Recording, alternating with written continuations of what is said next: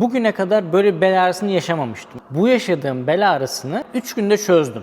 Nasıl çözdüm? Geçen günlerde çok şiddetli bir bel ağrım oldu. Sanırım bir hareketi yanlış yaptım. Çünkü birden olan bir şey bu. Ya da aşırı derecede yüklendim. Belime bir hareketi mutlaka yanlış yaptım ve çok şiddetli bir bel ağrım oldu. Onun sonrasında ama bugüne kadar böyle bir bel ağrısını yaşamamıştım, öyle söyleyeyim size. Ufak tefek böyle inceden bel ağrım oluyordu ama destekleyici kaslarım kuvvetli olduğu için o bel ağrısını hissetmiyordum. Bu yaşadığım bel ağrısını ben 3 günde çözdüm. Nasıl çözdüm? Şimdi diyeceksiniz ki ne yaptın ha? Yalan sıkmayı bırak. Eşim de gördü zaten. İlk gün yataktan kalkamayacak derecedeydim. Sonra belli başlı hareketler yaptım. Zaten bunu nereye giderseniz gidin, hangi fizyoterapiste gidersen git, hangi personal trainer'a gidersen git. Yani bunu sana yaptıracak yani. Başka bir şey yaptırmayacak. Şimdi sizlere neler yaptım onları göstereceğim. Çok basit. 3 tane bel hareketi, esneme hareketi, 3 tane de kor hareketi yapıyorsunuz. Tabii ki de bir doktora gitmeniz mantıklı ama ben ağrının nereden geldiğini bildiğim için, nerede ağrıyı hissettiğimi daha iyi bildiğim için ona yönelik hareketler yaptım. Benim ağrım tam olarak belimin alt kısmında, kuyruk sokumumla lumbar bölgenin, en alt bölgenin ilk kısmında bulunan bir ağrıydı. O yüzden ben bu hareketleri oraya yönelik yaptım. Sizin ağrınız boynunuzda olabilir, sırt bölgenizde olabilir. Buna yönelik hareketler tabii ki farklı olacaktır. Ben şimdi bunun için neler yaptım, belim için neler yaptım, nasıl iyileştim 3 günde bunları göstereceğim. İyi seyirler. Belin alt kısmında ağrım olduğu için ben direkt bu hareketi belimin alt kısmına yönelik yapıyorum. Yani bu ağrı benim biraz daha ortada olsaydı ben bunu bir tık daha belimin orta kısmını kullanıp yapacaktım. Eğer burada olsaydı biraz daha boynumu işin içine katarak yapacaktım. Çünkü sizin omurganız buradan başlıyor, buraya kadar omurgamız uzanıyor arkadaşlar.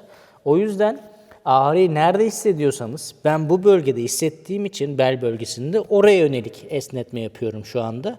Bu ilk hareketimiz. Bunu direkt orayı hissederek oradaki omurgayı gerdiğinizi, esneklik sağladığınızı hissederek yapıyorsunuz. Yaklaşık her hareketi 30 saniye yapmanız yeterli. Bu arada eğer ki bel ağrınız varsa, fıtığınız varsa kesinlikle bükme hareketleri yapmamanız lazım. Yani siz karın kası çalışırken asla işte crunch'tır, bel bükmedir. Bunları kesinlikle yapamazsınız arkadaşlar. Şimdi de göstereceğim neleri yapamazsınız, neleri yapabilirsiniz. İlk hareket bitti.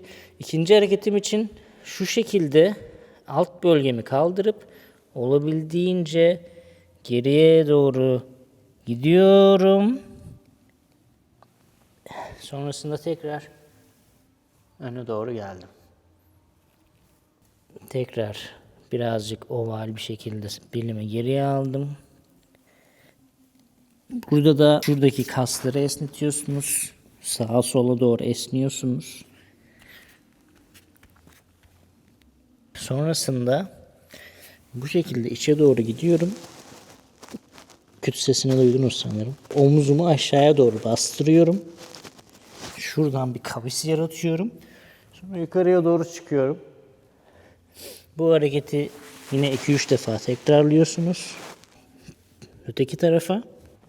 Kalça kaslarınız ve hip fleksörleriniz çok önemli arkadaşlar. Kalça için direkt şu şekilde bir esnetme yapabilirsiniz.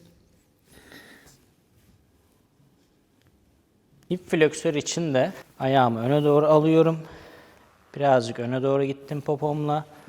Ellerimi kaldırdım yukarıya. Hangi bacağım öndeyse sağ bacağım önde. Sağa doğru eğim veriyorum ki tam olarak burada hissedeyim. Eğer birazcık geriye gitseydim daha çok quadricepslerimde, ön bacağımda hissedecektim. Bir tık daha böyle alıp hip fleksörü daha fazla hissediyorum bu şekilde. Öteki bacak için de aynı şekilde. Bacağımız 90 derecede. Birazcık öne doğru gittim. Elleri kaldırdım ve sol bacağım önde, sola doğru tekrar gidiyorum. Neden? Kalça ve hip fleksör kasları çok önemli. Eğer senin kalça kasların ve hip fleksörlerin çok sıkı olursa bu sefer ne olacak? Bunlar sıkı olduğu için belini öne atacak. Bu da anterior pelvik tilt oluyor ve burada sürekli bir baskı yaratıyor. Bu kaslar sıkı olduğu için buradan destek almaya çalışıyor vücut ve burada sürekli bir ağrı oluyor bundan sonra. Oradaki diskler sıkışıyor ve ağrı yaşıyorsunuz. Buradaki kasları ve buradaki kasları esneterek aslında siz doğru bir pozisyona geçiyorsunuz. Şimdi kor hareketleri göstereceğim. Çok basit. Uzandınız. Bak en etkili 3 hareket. Bir ayağı öne aldım. Belde boşluk yaratmıyorsun. Hafifçe boynunu bükmeden bu şekilde öne doğru kalkıp bekliyorsun. Tamam, bütün yük karnımda, boynumda yük yok. Boynum düz, omurgamı bükmüyorum. Bu arada hareketleri yaparken doğru nefes almak çok önemli. Neden? Biz diyafram kasını kullanmak zorundayız kor hareketleri yaparken. Neden? Çünkü diyafram kası da bir kor kası aslında. Biz burada kor bölgemizi geliştirmek istiyoruz. En önemli kor kasımızı geliştirmiyoruz, çalışmıyoruz. Bu yanlış biliniyor. Mesela plank yaparken insanların %95'i plank'i yanlış yapıyor. Neden? Abi plank yaparken önemli olan kesinlikle 3 dakika, 5 dakika durman seni daha iyi yapmıyor. Seni daha kötü yapıyor. Çünkü önemli olan plank'te doğru duruş şu değil, şu değil, bu. Kalça aşağıda, bel hafif kavisli, bütün yük karnımda ve en önemlisi doğru nefes alışverişi bilmeniz gerekiyor. Burada burnunuzdan uzun bir nefes alıp bütün nefesi karnımda topladım. Sonrasında ağzımla yavaş yavaş bütün nefesi boşaltıyorum. Ve bütün yükü plank yaparken karnımda hissediyorum. Sen plank yaparken eğer şuranda bir ağrı hissediyorsan o plank değil abi. O seni sakatlayacak. Son hareket. İsterseniz bunu bu şekilde de yapabilirsiniz. Bu da çok güzel bir kor hareketidir. Ters kol, ters bacak. İstersen bunu tam tersi şeklinde de yapabilirsin. Burada da önemli olan bir şey, ben bu hareketi yaparken belimi bu şekilde aşağıya doğru itmiyorum. Yine karnım düz ve kesinlikle belimi aşağıya doğru almıyorum. Bu hareketi direkt 12-16 tekrar arası yapmanız yeterli olacaktır. Bel ağrınız mı var? Sırt ağrınız mı var? Bu hareketleri yap. Daha sonrasında bel ağrısına son ver. Videoyu izlediğiniz için teşekkür ederim arkadaşlar. Bu video bu kadardı. Umarım yardımcı olabilmişimdir.